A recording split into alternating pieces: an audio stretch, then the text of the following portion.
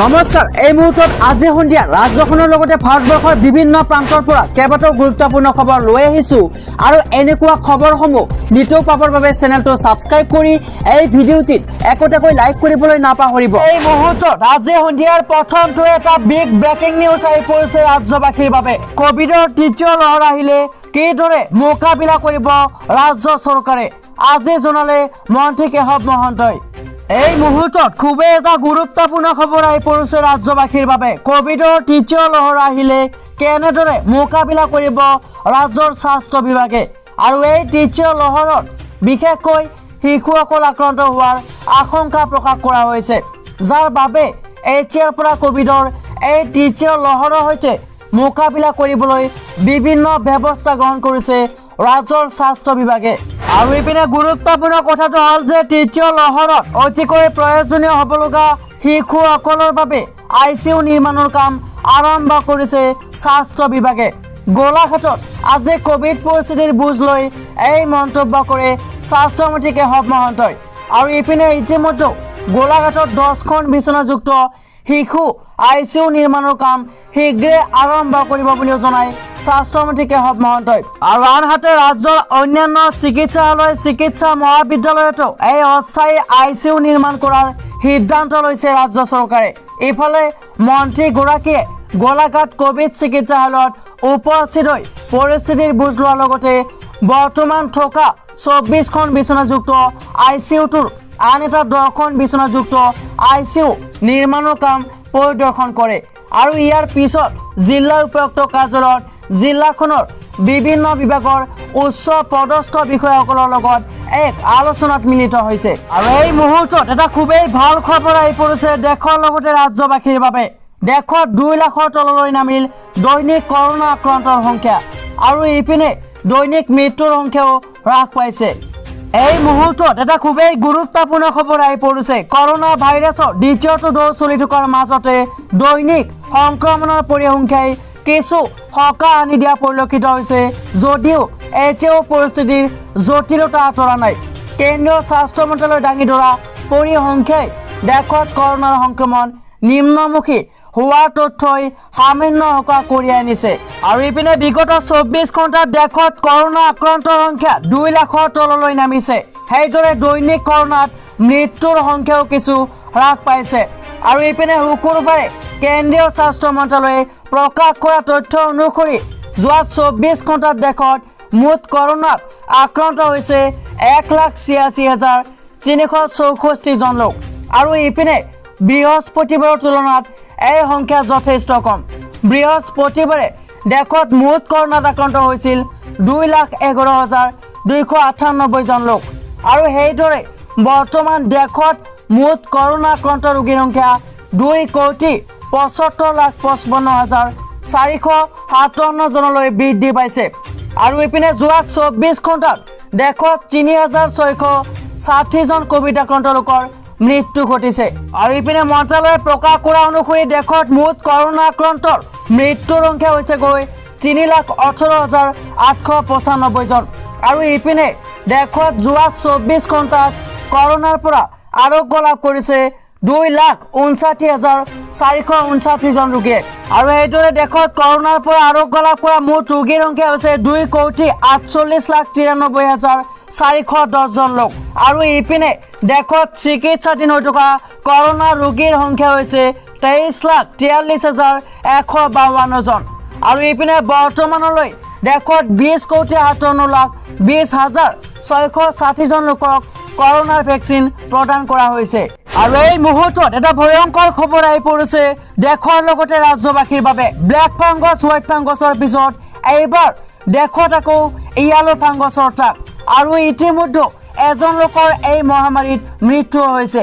এই মুহূৰ্তত এটা খুবেই ভয়ংকৰ খবৰ আহি পৰিছে। কৰোনা আতংকই কাবু কৰা দেশত এতিয়া ব্লেক ফাংগাছে বহু লোকৰ প্ৰাণ কাঢ়ি নিছে।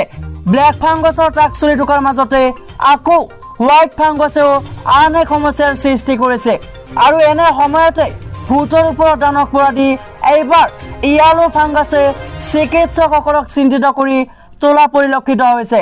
আৰু শেহতীয়াকৈ উত্তৰ প্ৰদেশৰ গাজিয়াবাদত এজন লোকৰ দেহত ধৰা পৰিছে ইয়ালো ফাংগাছ আৰু এই ফাংগাছ ব্লেক আৰু হোৱাইট ফাংগাছতকৈ বেছি বিপদজনক বুলি চিকিৎসকসকলে প্ৰকাশ কৰিছে ইয়ালো ফাংগাছ হোৱা লোকৰ ভোক কমি যায় আৰু এটা সময়ত একেবাৰে খাব নোৱাৰা হৈ পৰে ব্লেক ফাংগাছ হোৱাইট ফাংগাছৰ পিছত এইবাৰ দেশত এজনৰ দেহত ধৰা পৰিল ইয়ালো ফাংগাছ আৰু এই ফাংগাছৰো দৰৱ হিচাপে এম্ফ'টেৰিচিন বি বেজী ব্যৱহাৰ কৰিব পাৰি বুলি চিকিৎসকসকলে মন্তব্য কৰিছে উল্লেখ্য যে ব্লেক ফাংগাছৰ পাছত দেশত ধৰা পৰিছিল হোৱাইট ফাংগাছ কিন্তু বিজ্ঞানীসকলে আশংকা কৰা মতে ব্লেক ফাংগাছতকৈও এই দুবিধ ফাংগাছ অত্যন্ত বিপদজনক হৈ পৰিব পাৰে হোৱাইট ফাংগাছত গৰ্ভৱতী মহিলা আৰু শিশু বেছি পৰিমাণে আক্ৰান্ত হ'ব আৰু এই মুহূৰ্তত এটা বিগ ব্ৰেকিং নিউজ আহি পৰিছে ৰাজ্যবাসীৰ বাবে আৰু এই নিউজটো প্ৰতিজন ব্যক্তিয়ে জনাটো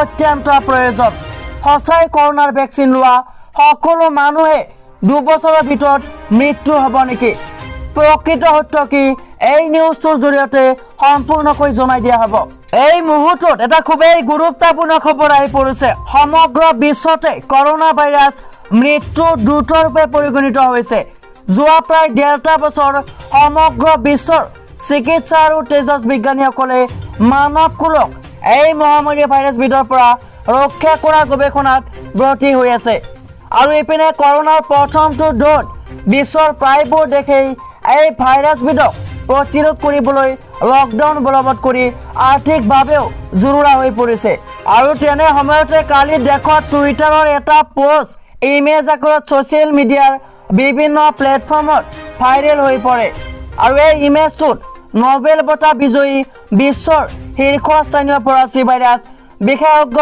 লাক মণ্টেজনিয়াৰে কৰোনাৰ ভেকচিন লোৱা বিশ্বৰ 25গৰাকী লোকৰে অহা 2 বছৰৰ ভিতৰত মৃত্যু ঘটিব বুলি কোৱা হৈছে আৰু এই ইমেজটো ভাইৰেল হোৱাৰ লগে লগে সমগ্ৰ দেশতে সৃষ্টি হয় তীব্ৰ উত্তেজনাৰ আৰু ইয়াৰ পিছতে ভাইৰেল হোৱা ইমেজটোৰ সত্যতা অনুসন্ধান আৰম্ভ কৰা হয় আৰু ইপিনে এই ইমেজটোত PIBয়ে ভাইৰেল হোৱা টুইটাৰৰ এক স্ক্ৰীনশ্বট আকাৰৰ ইমেজটোৰ ফেক চেক কৰি নিশ্চিত কৰিছে যে এয়া এক ভুৱা প্ৰচাৰহে মাত্ৰ কৰোনাৰ ভেকচিন গ্ৰহণ কৰা প্ৰতিজন লোকৰে জীৱন সম্পূৰ্ণভাৱে সুৰক্ষিত কোনো দুষ্ট প্ৰকৃতিৰ লোকে আতংকৰ সৃষ্টিৰ মানসেৰে এই ধৰণৰ ভুৱা বাতৰি প্ৰচাৰ কৰিছে আৰু এই মুহূৰ্তত আকৌ এটা বিগ ব্ৰেকিং নিউজ আহি পৰিছে ৰাজ্যবাসীৰ বাবে আকৌ এটা জঘন্য কাণ্ড ঘৰত কোনো নথকাৰ সুযোগ লৈ ধান খেতিত নি 9ম শ্ৰেণীৰ ছাত্ৰীক ধৰ্ষণ জামাল উদ্দিনৰ এই মুহূৰ্তত এটা খুবেই ডাঙৰ খবৰ আহি পৰিছে ৰাজ্যবাসীৰ বাবে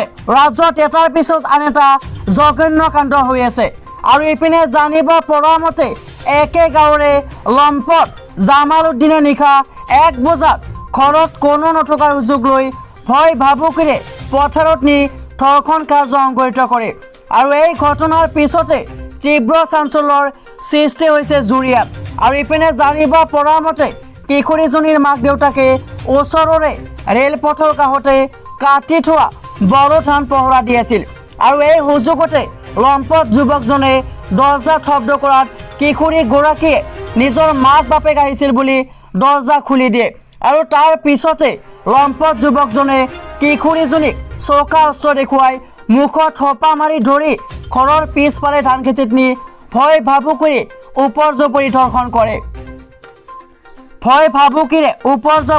ধৰ্ষণ কৰে আৰু ইপিনে লম্পট যুৱকজনে কিশোৰীজনীৰ গাৰ কাপোৰ কানি টানি চিঙি ফালি দিয়াৰ লগতে শৰীৰৰ বিভিন্ন অংশত আঘাত কৰে ভুক্তভোগী কিশোৰীৰ মাতৃয়ে লম্পট যুৱক জামাল উদ্দিনৰ বিৰুদ্ধে জুৰিয়া আৰক্ষী থানাত এক গোচৰ ৰুজু কৰিছে তো বন্ধু বান্ধৱীসকল আজি ভিডিঅ'টো ইমানতে অন্ত পেলাইছোঁ এনেকুৱা নিউজবোৰ নিতৌ পাবৰ বাবে চেনেলটো ছাবস্ক্ৰাইব কৰি ৰাখিব